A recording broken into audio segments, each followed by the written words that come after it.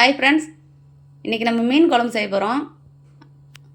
பாருங்கள், இந்த மாதிரி மீன் வாங்கி எடுத்து வச்சுருக்கேன். இந்த மாதிரி மீன் கட் பண்ணி வச்சுருக்கேன். அதுக்கு தேவையானது பாருங்கள், புளி இவ்வளோ பெருசு, புளி கழுவி ஊற வச்சுக்கோங்க.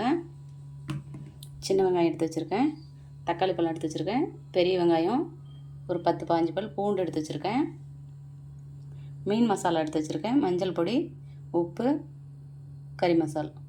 வாங்க இதை எப்படி செய்யலான்னு பார்க்கலாம். வாங்க, கடாய் வச்சுருக்கேன், சின்ன வெங்காயம் சேர்த்துக்கோங்க, எண்ணெய் சேர்த்துக்கலாம்,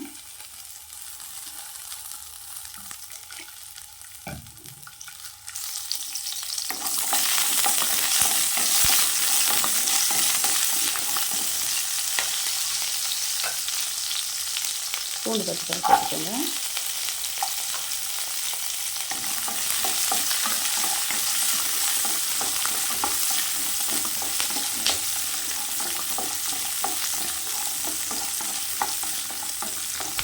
சின்ன வெங்காயம் போட்டால் தான் நல்லா டேஸ்டியாக இருக்கும். கொஞ்சம் இனிச்ச மாதிரி இருக்காது, அதுக்காக தான் சின்ன வெங்காயம் சேர்க்குறேன்.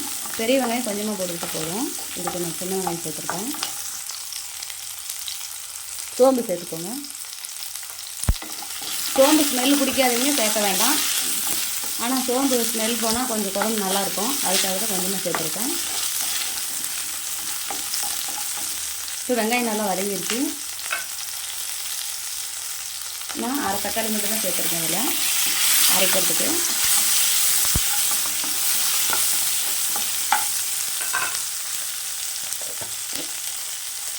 தேங்காய் துருவுனது ஒரு 1.5 ஸ்பூன் ஆகிற மாதிரி தான் இருக்குது. போதும், இவ்வளோ தேங்காய் சேர்க்கணும், எச்சா சேர்க்க வேண்டாம்.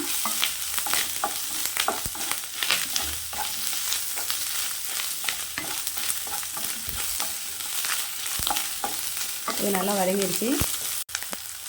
இதை நல்லா ஆற வச்சு மிக்ஸி ஜாரில் நல்லா ஃபைனாக அரைச்சிக்கலாம். எண்ணெய் சேர்த்துக்கலாம்,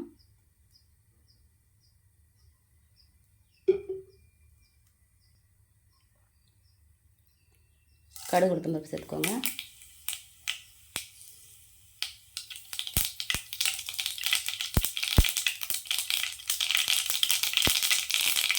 கூடவே வெந்தயம் சேர்த்துக்கோங்க, பெரிய வெங்காயம் கட் பண்ணி வச்சுருக்கேன், பெரிய வெங்காயம் சேர்த்துக்கோங்க. பெரிய வெங்காயம் கம்மியாக தான் சேர்க்கணும்.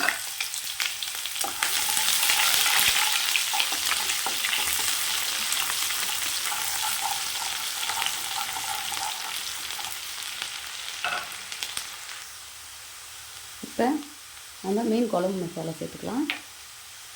இது நான் வீட்டில் அரைச்ச குழம்பு மசாலா தான் சேர்த்துருக்கேன். கூடவே மஞ்சள் பொடி, உப்பு எடுத்துக்கோங்க தேவையான அளவு,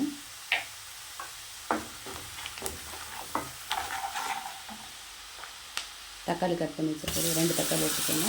நான் சின்னதாக தான் 2 கட் பண்ணி வச்சுருக்கேன்.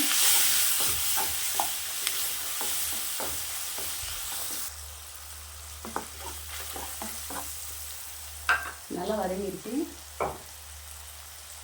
புளிக்கரைசலை சேர்த்துக்கலாம்.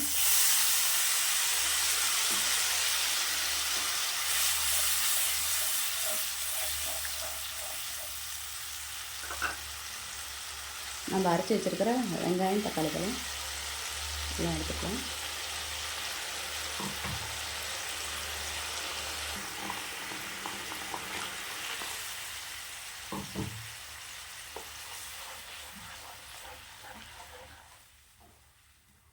நல்லா இந்த பச்சை ஸ்மெல் போகிற வரைக்கும் நல்லா கொதி வரட்டும். அப்புறமா நம்ம மீனை சேர்த்துக்கலாம். நல்லா கொதி வந்துருச்சு, மீனை சேர்த்துக்கலாம்.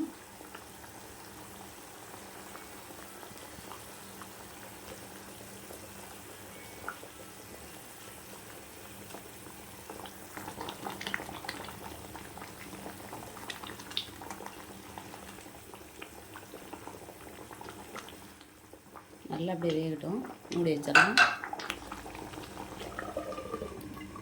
நல்லா 10 நிமிஷம் வேகட்டும். பாருங்க, நல்லா லைட்டாக இப்படி கலந்து விடணும். ரொம்ப பண்ணால் குழம்பு மீன் உடஞ்சிரும். அப்படி லைட்டாக எடுத்து விடுங்க.